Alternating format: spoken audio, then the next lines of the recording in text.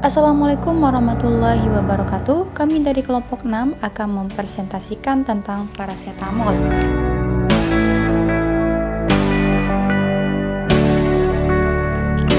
Parasetamol adalah obat yang diindikasi untuk analgesik antipiretik ringan yang dijual bebas, bekerja dengan mekanisme penghambat sintesis prostaglandin.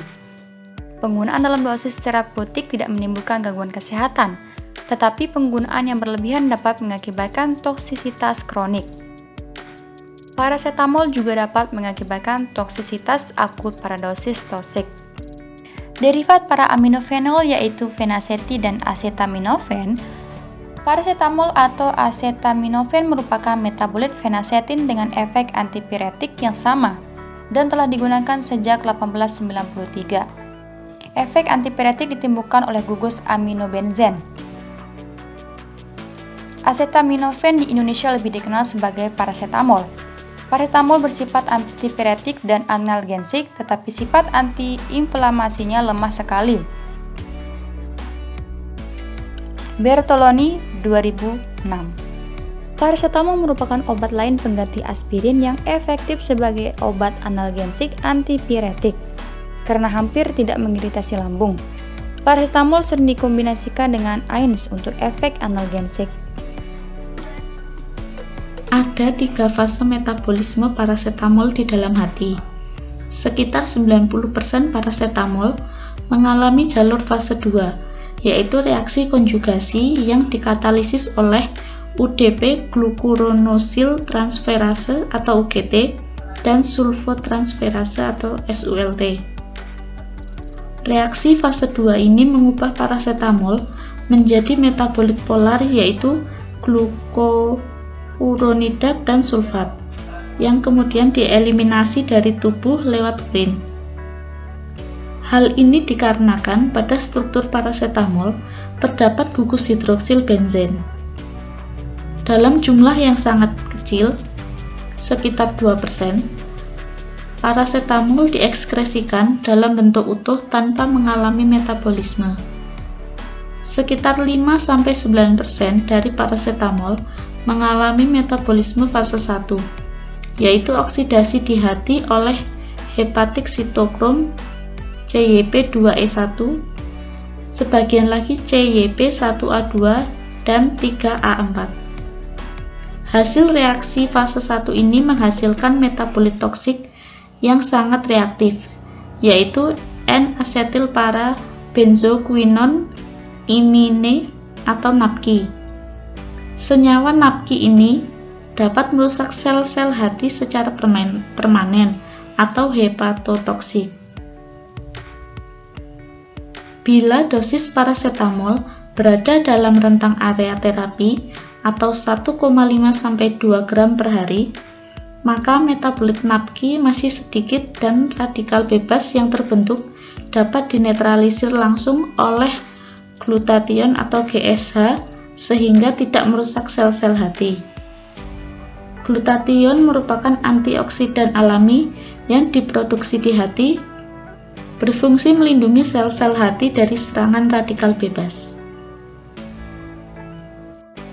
Pada dosis terapi, salah satu metabolis parasetamol bersifat hepatotoksik.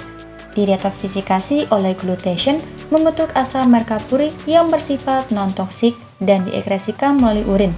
Tetapi, pada dosis berlebih, produksi metabolis hepatotoksik meningkat melebihi kemampuan glutathione untuk mendetoksifikasi, sehingga metabolit tersebut bereaksi dengan sel-sel hepat dan timbullah nekrosis sentrolobular. Oleh karena itu, pada penanggulangan keracunan, parasetamol terapi ditujukan untuk menstimulasi sintesa glutathione. Dengan proses yang sama, parasetamol juga bersifat nephrotoxic. Sebagaimana juga obat-obat lain, bila penggunaan parasetamol tidak benar, maka berisiko menyebabkan efek yang tidak diinginkan. Parasetamol dalam jumlah 10-15 gram atau 20-30 tablet dapat menyebabkan kerusakan serius pada hati dan ginjal. Kerusakan fungsi hati juga bisa terjadi pada peminum alkohol kronik yang mengkonsumsi parasetamol dengan dosis 2 gram per hari atau bahkan kurang dari itu. Keracunan parasetamol disebabkan karena akumulasi dari salah satu metabolitnya yaitu NAPQI yang dapat terjadi karena overdosis, pada pasien malnutrisi, atau pada peminum alkohol kronik. Wujud ketoksikan parasetamol terdiri dari 4 tahap. Tahap yang pertama yaitu dengan waktu setelah penelanan 0,5 jam sampai 24 jam.